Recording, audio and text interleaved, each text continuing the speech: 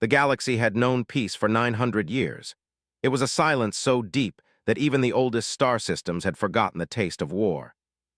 The major civilizations, the Virilox from the crimson moons of Seraph, the Tisari whose crystal cities floated in the gas giants, and the Ordani with their endless fleets of silver ships, had grown comfortable. They had learned to live in careful balance, wary of any species that might upset it. Among them, humans had always been amusing. Strange creatures from a small, blue planet, full of chaos, emotion, and unpredictability. For centuries, the galaxy had observed humans with curiosity, often with mild condescension. Humans were allowed to explore, to trade, to grow, but never to dominate. That was the unspoken rule, until the quiet ended. It began with whispers, reports from deep space monitors, unconfirmed sightings of ships appearing where no ships should exist. Then came the news. Humans had developed a new kind of propulsion. Faster than anything known, capable of moving ships across light years in what felt like moments. At first, the alien councils did not take it seriously. Humans had always been unpredictable, sometimes brilliant, sometimes reckless, and often entirely incomprehensible. But the proof was undeniable. Observation satellites showed the jump drives working. Entire human fleets appeared out of nowhere near the outer colonies of the Tisari, and the message that followed was even stranger. It was not a threat. It was not a demand. It was a simple communication. "Hello, we are here." Panic spread. In the halls of the Galactic Council, the leaders of the great civilizations argued violently. The Ordani proposed immediate war, fleets massed, and weapons prepared. The Virilox demanded diplomacy. Though their diplomats trembled at the thought of humans controlling technology, they could not even begin to understand. And the Tisari, elegant and precise, tried to calculate probabilities, only to find that human unpredictability broke every model they made. It was an unsettling realization. Humans could not be predicted, controlled, or intimidated in the ways the galaxy understood. On Earth, however, life continued almost as usual. In the sprawling cities, teenagers raced solar bikes along magnetic tracks, competing for thrills more than survival. In the laboratories, scientists whispered about dark matter experiments, laughing at failures as if they were minor inconveniences rather than the potential keys to universal power. Corporate towers gleamed under twin suns on Mars, where executives debated mining rights while sipping synthetic coffee that tasted faintly of chocolate and ozone. No one stopped to panic. Humans were preparing in their own way, not with alarm, but with focus. When the first ambassadors from the Galactic Council arrived, expecting to see fear or submission, they were met with laughter. The Virilox envoy, an immense creature of shifting colors and limbs that bent in impossible ways, entered the United Nations building on Earth. They expected solemn speeches, trembling humans, perhaps even surrender.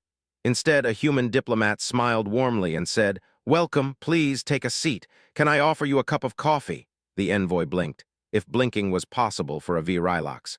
The humans were not intimidated. They were amused. It became clear immediately that humans had no intention of hiding, fleeing, or negotiating from fear. They mocked, but subtly.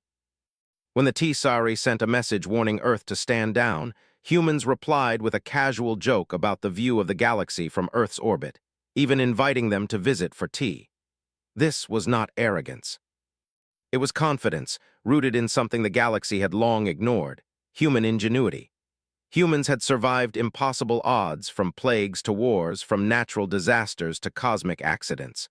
They had learned to adapt, to improvise, and to turn disadvantages into opportunities. The galaxy had not faced anything like them in 900 years. And yet, for all the humor, humans were quietly organizing. Fleets of ships moved in silent formation, engines humming with barely detectable energy.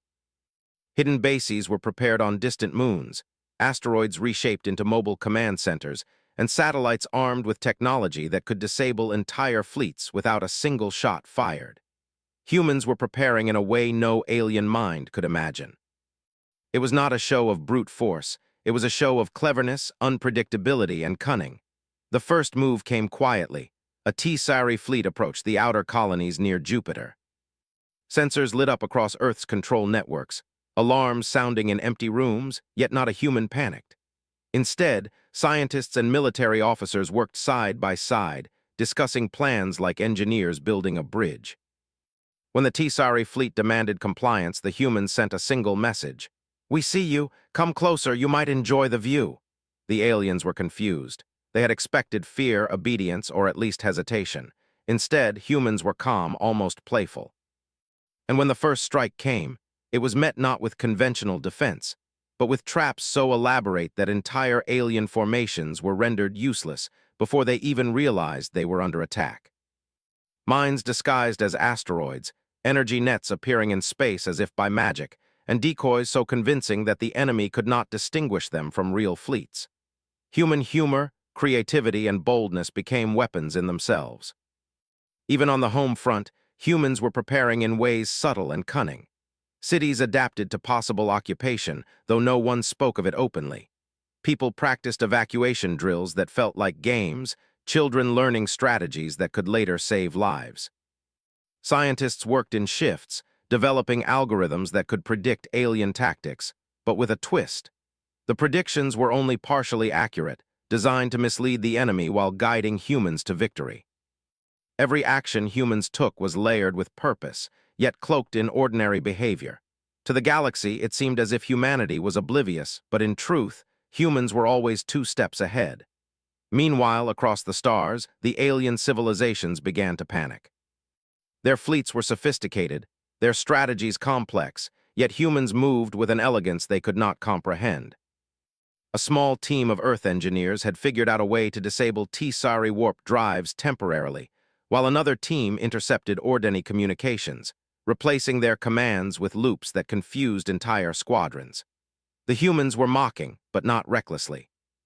Each joke, each invitation to come closer, each light-hearted message was backed by calculated risk. The aliens were learning that humor could be lethal, and humans were not unified by fear or obedience, but by a shared instinct. Across colonies and planets, Earthborn citizens felt a quiet, growing confidence. It was an instinct honed over millennia. Survival depended on ingenuity, courage, and the refusal to submit. Humans had been underestimated for centuries, and now, when the galaxy believed they had the upper hand, humans simply smiled, shrugged, and prepared to show them what unpredictability truly meant. The first real encounter occurred near Saturn. A Virilox cruiser, massive and threatening, moved toward a human mining station.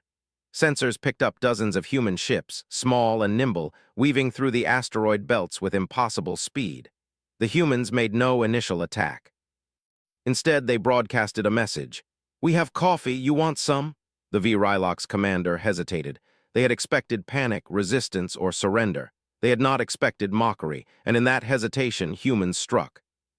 Ships emerged from hiding spots, firing electromagnetic pulses that disabled engines and communications without harming a single life. It was a lesson in human strategy. The galaxy assumed humans were chaotic and reckless, yet humans were precise in ways no one expected. As the first fleets fell back, the humans celebrated quietly, not with fanfare but with relief and determination. They were winning not because of raw power, but because they understood something the galaxy did not. Chaos could be controlled, humor could disarm, and courage could defeat fear. Humans did not fight for conquest. They fought because survival had always demanded creativity, adaptability, and the refusal to be predictable. By the time the Galactic Council fully realized the depth of human capabilities, it was already too late.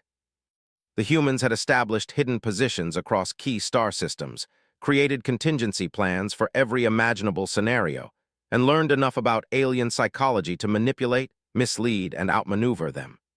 Every move was calculated, every joke intentional. To the galaxy, humans seemed reckless.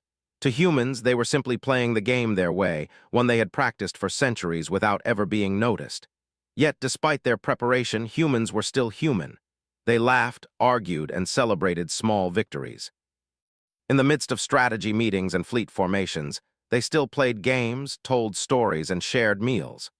This humanity, this mixture of ingenuity, humor, and unpredictability, was the secret weapon no alien could counter. It was not just their technology or tactics. It was their spirit, their instinct, their refusal to bow to fear. As the first alien fleets began to retreat, the humans did not cheer too loudly. They knew the galaxy had only just begun to react. The war had started in the shadows, in calculations, in preparation, and in the human ability to adapt.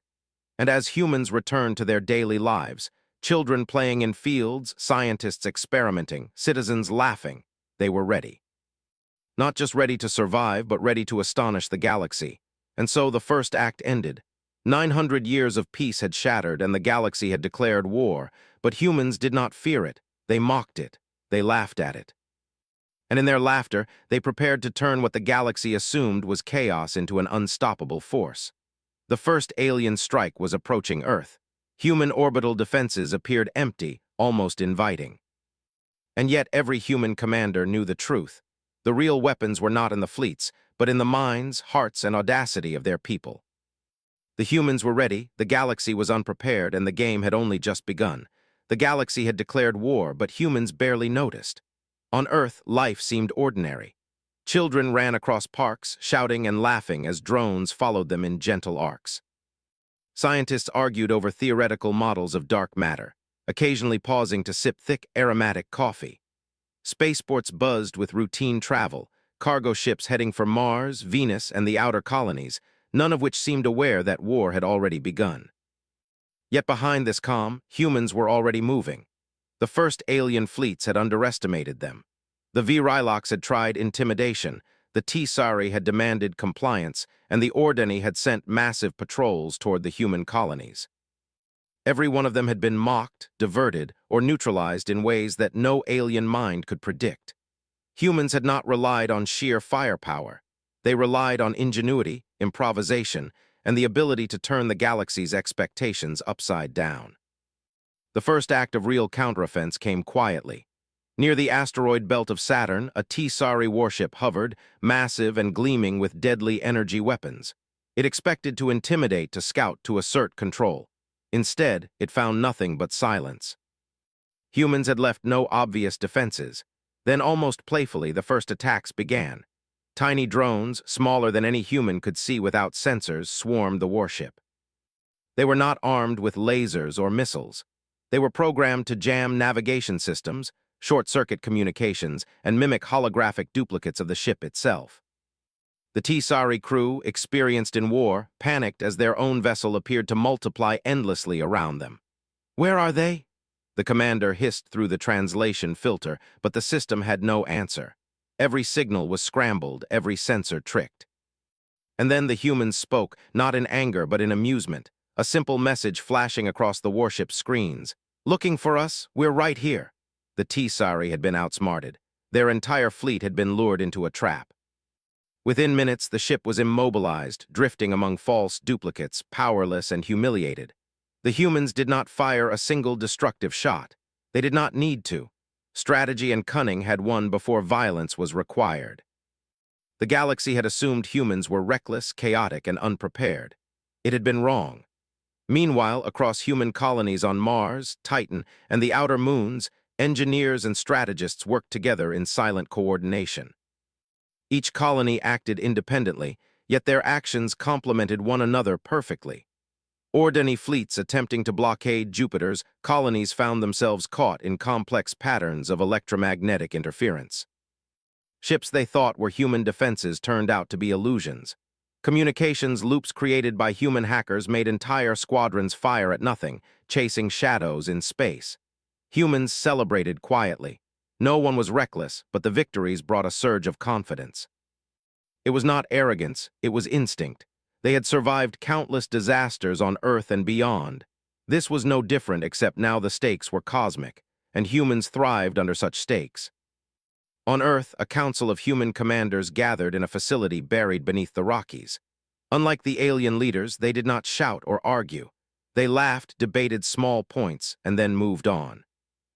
Maps of the galaxy glowed in holographic projection, fleets highlighted in colored patterns, colonies marked with symbols indicating readiness. The humans did not move predictably. Each ship, each squadron, each weapon system was a puzzle for the enemy. Humans were not just fighting, they were teaching the galaxy a lesson in underestimation. In the void above Neptune, the Orcs sent a reconnaissance fleet. They assumed humans would respond with predictable defense patterns. Instead, the humans had created a network of mirrored satellites, each appearing to be a massive battle station. Ordinary ships were drawn into the maze, scanning and targeting phantom threats that blinked in and out of existence. Energy nets emerged from nowhere, entangling ships and forcing them to drift helplessly. The humans did not gloat. They did not need to. The aliens' frustration was its own victory. On Earth, children watched simulations of these battles in virtual reality games, completely unaware that they were practicing the same strategies the human fleets would use. Teenagers raced through asteroid fields, evading digital enemies, while unknowingly learning the principles of improvisation and risk management. Every citizen was part of the preparation, though none could claim to understand the whole. It was instinct, culture, and creativity fused into action. As the alien fleets faltered, the Galactic Council grew desperate. Messages of surrender were ignored or met with mockery. The Viewership's commander sent a message to Earth. "We are coming with full force. Your resistance is illogical. Stand down." Humans replied with an almost cheerful note. "Great, we've baked cookies for the occasion. Care to try one?" The humor was not empty. Every joke, every mocking message concealed layers of strategy. The humans' fleets moved as if responding to casual orders, yet each maneuver was precise, each strike calculated. Entire alien patrols were led into ambushes disguised as routine operations. By the time the aliens realized what had happened, they had lost dozens of ships, while humans had suffered only minor damage. Even on the home front, humans acted with cunning. Cities were designed with hidden defenses, from buildings reinforced to withstand energy strikes, to communication networks capable of misdirecting enemy drones. Civilians, unknowingly, played roles in contingency plans. A child delivering a package might trigger a signal for local defenses, while a worker repairing a power line could inadvertently protect critical systems. The humans' integration of everyday life into war strategy was seamless, invisible, and terrifyingly effective. By mid-galactic cycle, the humans had shifted from defense to selective offense. Small strike teams moved with speed and precision, disabling alien supply lines, hijacking reconnaissance, and broadcasting messages that mocked the aliens' assumptions at every turn. The galaxy, confident in its fleets and technology, was learning a difficult truth.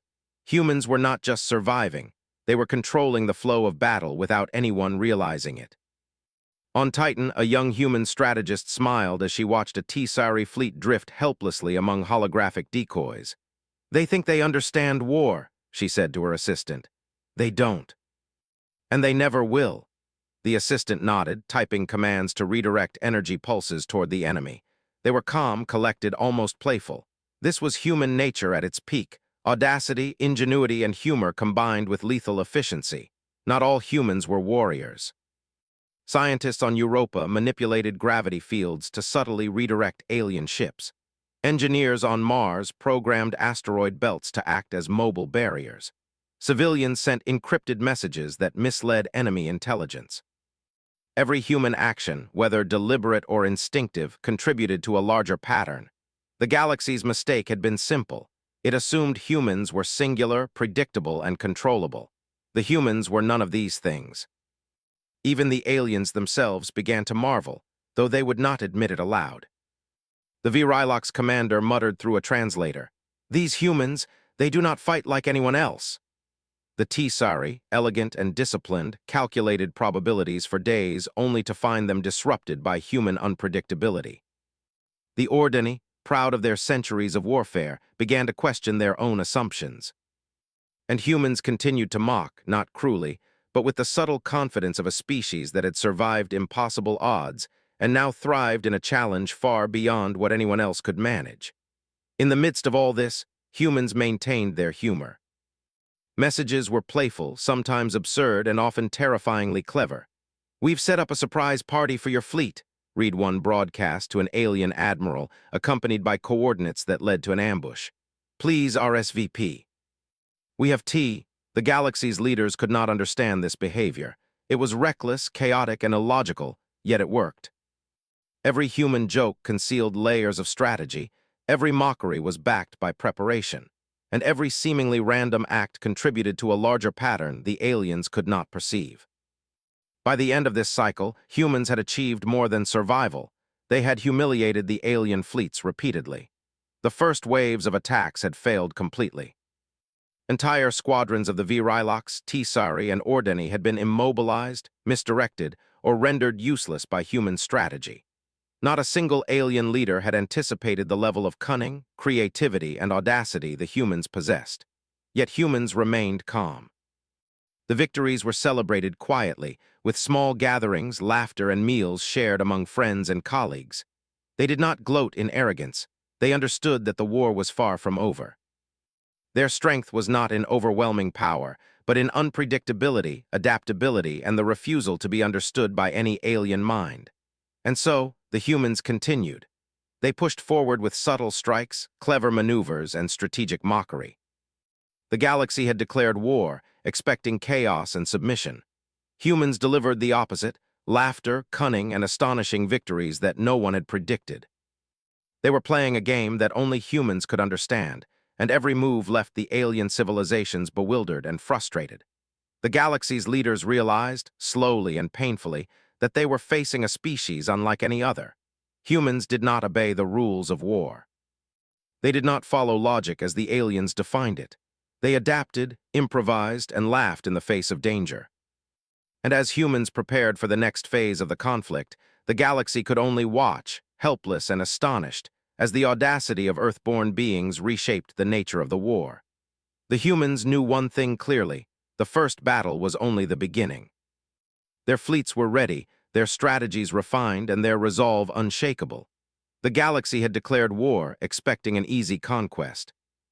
Humans, however, had only begun to play, and when they played, even the most powerful civilizations learned that mocking humans came at a cost far greater than anyone had imagined. By the time the next galactic cycle began, humans were no longer merely defending themselves. They were on the offensive, though in ways the galaxy could barely understand. Reports of human maneuvers spread through alien communications like wildfire. Entire fleets had been trapped, misled, or neutralized by humans without a single conventional battle. For the first time, alien commanders felt the sting of fear, not for their ships but for their pride. They had underestimated humans for centuries, and that mistake was now costing them dearly. On Earth, the mood was calm, almost festive. Children played in parks beneath the gentle glow of artificial auroras. Scientists huddled over experiments, laughing at each failure as if it were a joke. Engineers in orbital stations traced invisible networks of sensors and drones, each programmed with multiple contingencies. Humans were everywhere, yet their activity seemed ordinary. To any outsider looking in, it appeared as if humanity was blissfully unaware of the war raging around them. Yet every human action, every decision, every movement was part of a vast, interconnected strategy no alien could predict. The first major offensive began near the edges of the Sol system. A Virilox battle fleet approached with intent to intimidate and destroy human mining colonies on Titan. The fleet was massive, every ship bristling with weapons, shields, and electronic countermeasures. Alien commanders expected panic, but humans responded differently.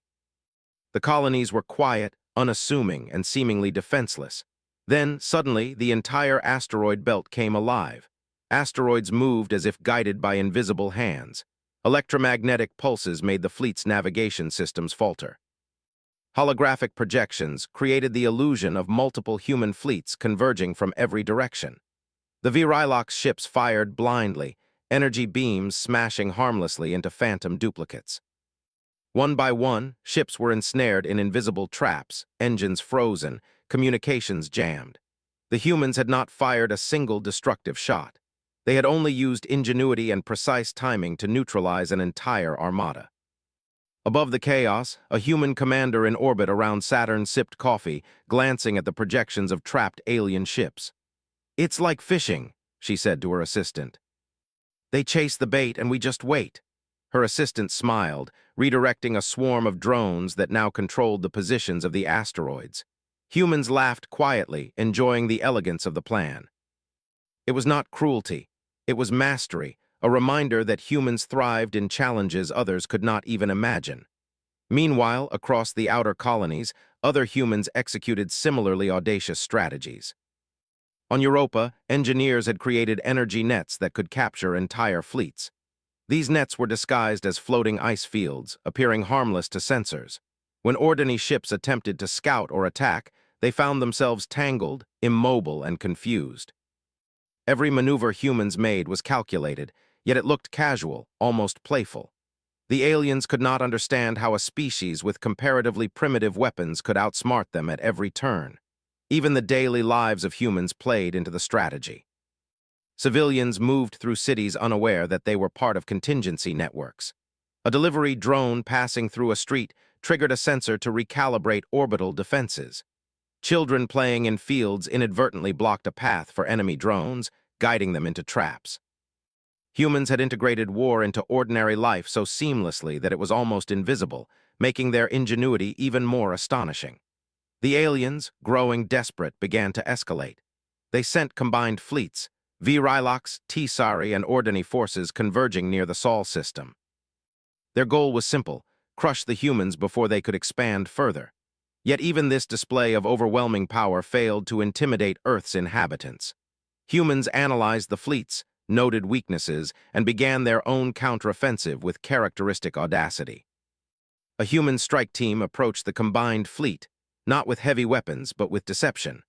Holographic decoys multiplied across the void, drawing alien fire and leading squadrons into ambushes. Asteroids and planetoids, previously thought harmless, became instruments of strategy. Entire supply lines were cut off, causing confusion and delays. And in the midst of all this, humans broadcast messages of mockery. "We hope you brought snacks. You'll be here a while." Alien commanders could not believe what they saw. Their sophisticated fleets, decades of technological advancement, and meticulous planning were being undone by what appeared to be playfulness and improvisation. And yet, it was anything but random. Humans were calculating, predicting, and exploiting the psychology of their enemies in ways no one had expected. They were, in every sense, the ultimate unpredictable force. On Mars, human engineers prepared new forms of weaponry, not destructive but disruptive. Magnetic pulses that could temporarily disable entire fleets, drones that could imitate alien signals perfectly, and energy shields that could appear and vanish like ghosts. Every innovation was paired with strategy, humor, and precision.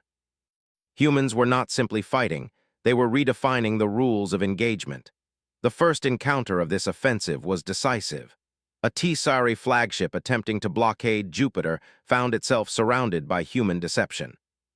Phantom fleets appeared from nowhere, energy nets immobilized its support vessels, and the flagship itself was forced to retreat after misfiring its weapons into empty space.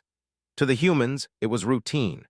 To the aliens, it was humiliation on a scale they had not imagined.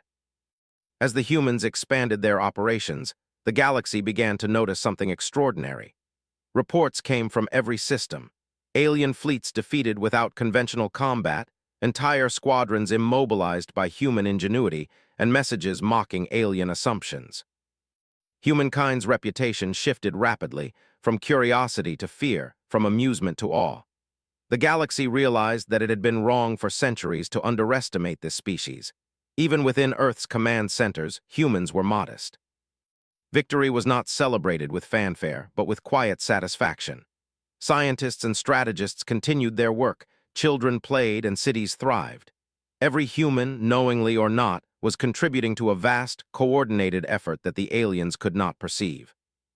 The galaxy had assumed that humans were weak, chaotic, and irrational. Humans proved that they were adaptable, cunning, and fearless. The aliens tried diplomacy again, sending envoys with threats and ultimatums. Humans responded with amusement. A viewership's ambassador received a message that simply read, "We're glad you could join. We've saved a seat for you in orbit. Coffee is hot." The absurdity was intentional. It distracted, confused, and demoralized. Every joke was backed by preparation. Every mockery concealed strategy. Humans had turned humor into a weapon, unpredictability into armor, and courage into power. As the offensive continued, the humans' audacity reached new heights. They began to expand into alien-controlled sectors, not with fleets bristling with weapons, but with small, nimble ships capable of rapid travel and clever tactics.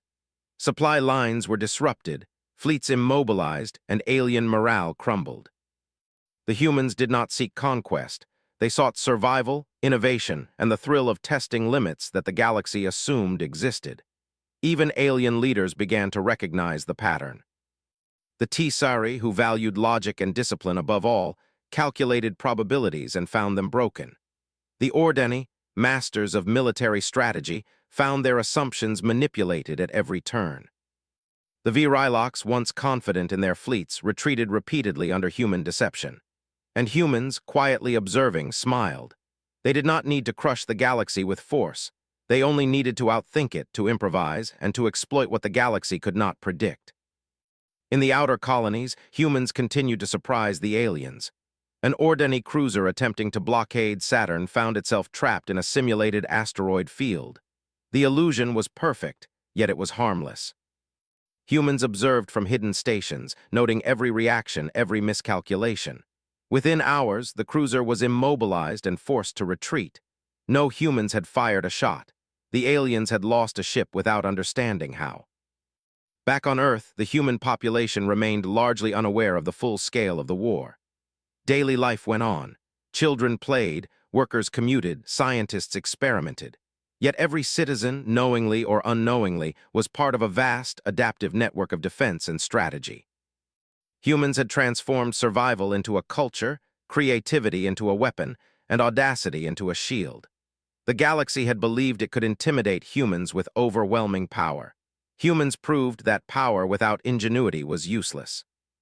By the end of this phase, humans had not only defended themselves but expanded their influence. Alien fleets were demoralized, entire sectors of space were under human control, and the galaxy began to whisper a single truth: humans were not to be underestimated. Humor, creativity, courage, and unpredictability had become weapons more potent than lasers, shields, or warships. Humans had turned every assumption against the galaxy. And yet, humans remained humble. The victory was not an end, but a beginning.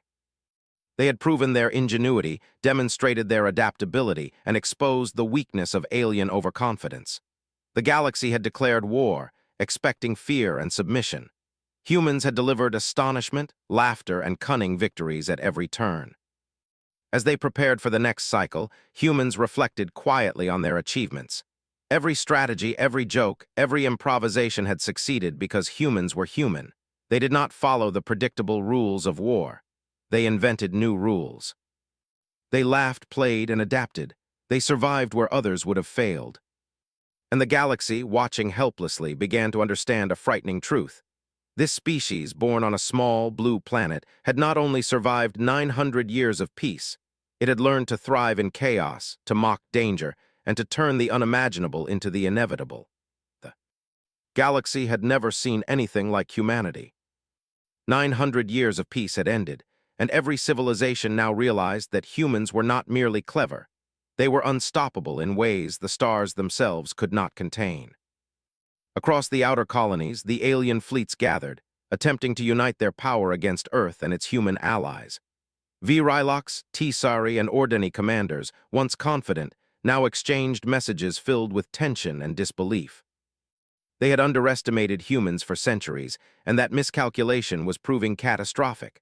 On Earth, the population continued life as usual. Children ran across sunlit parks, laughing as small drones circled overhead. Scientists debated over cosmic phenomena with heated excitement, and engineers prepared new starships quietly in orbital yards. Humans were calm, almost casual, but beneath that calm lay preparation, ingenuity, and patience. The first offensive had taught them lessons, the second had demonstrated power. Now they were ready for the final phase, a display of strategy and audacity the galaxy would never forget. The humans' approach was not brute force. They did not deploy entire fleets in open battle. Instead, they divided their forces into hundreds of small, agile units, each capable of instantaneous jumps across space. Ships were fast, stealthy, and equipped with technology the aliens could barely comprehend. Humans had perfected not just weapons, but psychological warfare. Every message broadcast to enemy fleets contained subtle hints, false commands, or playful taunts designed to confuse and mislead. A Virilox admiral, once proud of their fleet's reputation, read a human broadcast. "We've arranged the stars for you. Try not to get lost." The admiral stared at the display of human activity, feeling frustration mount. Every time they believed they understood the humans did something entirely unexpected. Entire patrols found themselves immobilized in energy nets or chasing holographic fleets that vanished the moment they fired. The galaxy had assumed humans were predictable, but humans had redefined predictability itself. In the asteroid fields of the outer system, a squadron of Tsari warships advanced toward a human mining station on Ceres. The humans had anticipated this. Engineers had subtly rearranged the asteroid's orbits, creating natural choke points and traps. Drones, disguised as harmless rocks, guided the alien fleet into zones where gravitational anomalies temporarily immobilized their ships. Communications were jammed, and every attempt to coordinate attacks failed. The humans did not fire a single shot. Their strategy was patience, cunning, and timing. Across multiple colonies, the humans executed simultaneous maneuvers. Ordinary cruisers attempting to blockade the Saturnian moons suddenly found themselves surrounded by fleets that seemed to appear out of nowhere. Every ship, every drone, every satellite acted in perfect concert, creating an illusion of overwhelming force. The aliens tried to retreat, only to find their escape routes blocked by cleverly positioned decoys and hidden human defenses.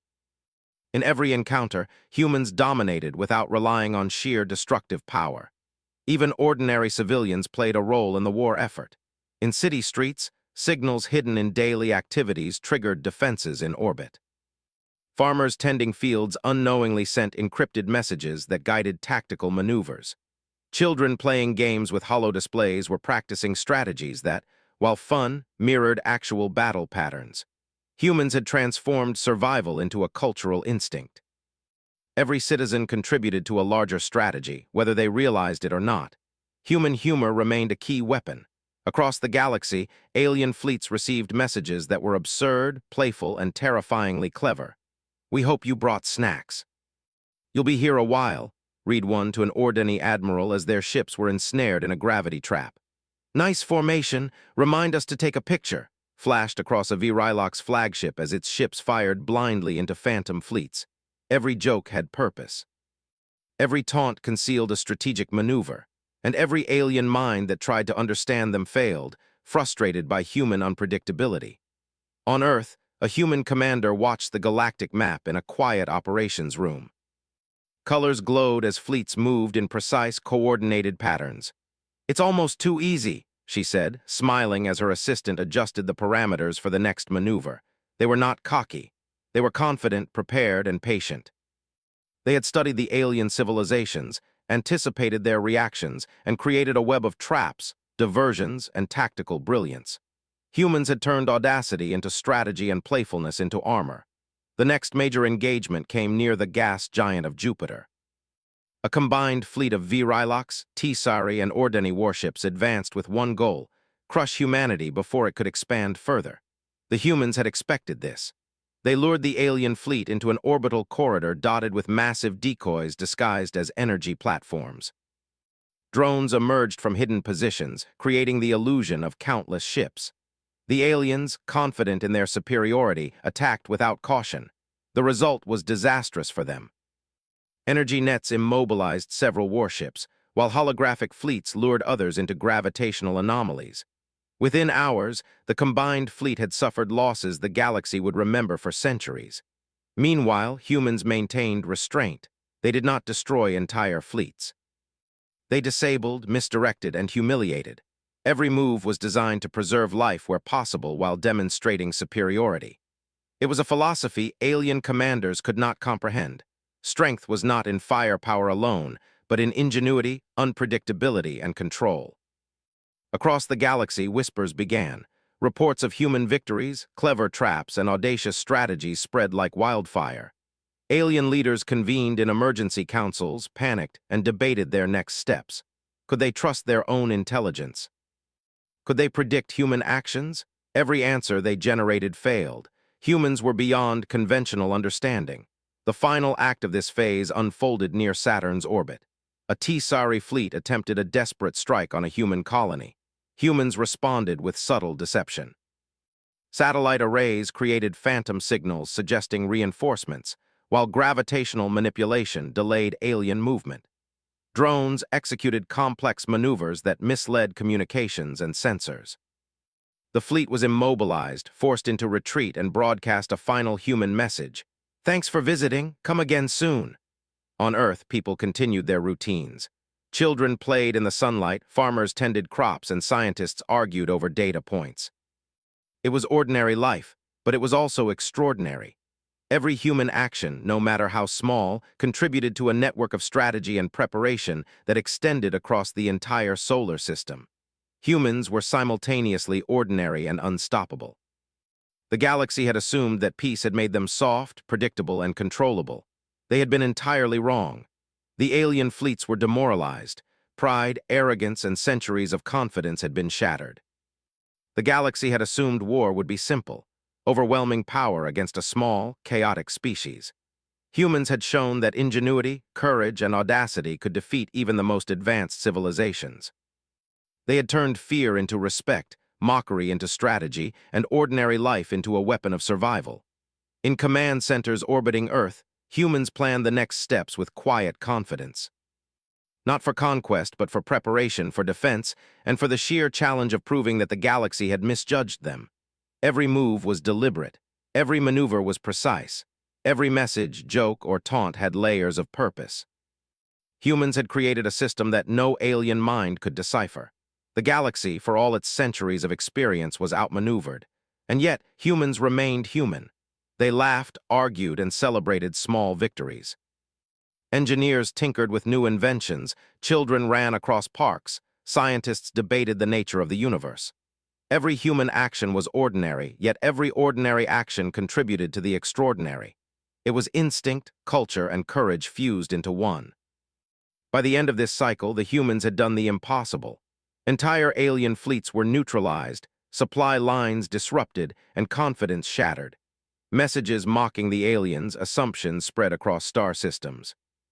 The galaxy had declared war, expecting humans to panic, to submit, or to fail. Humans had delivered astonishment, strategy, and the unmistakable proof that underestimating them was a fatal error. The humans' victories were not celebrated with fanfare, but with quiet satisfaction. They had proven their adaptability, intelligence, and audacity. They had survived centuries of peace, prepared for centuries of ignorance, and now, when faced with the galaxy's wrath, they thrived. Humor, creativity, courage, and unpredictability had become their ultimate weapons.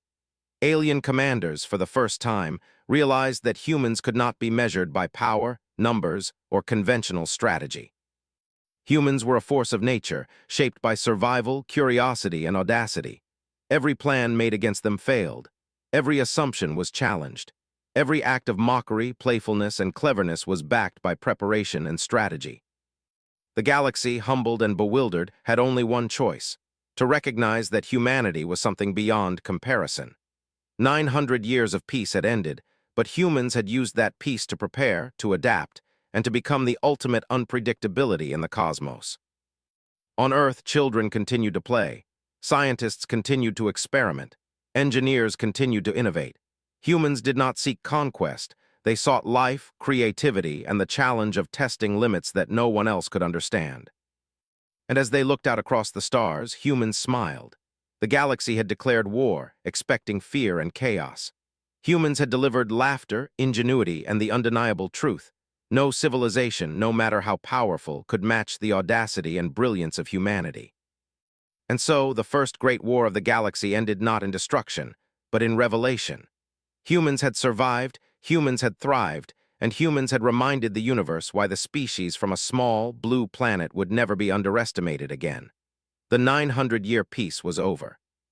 The galaxy had expected fear. Humanity had given astonishment.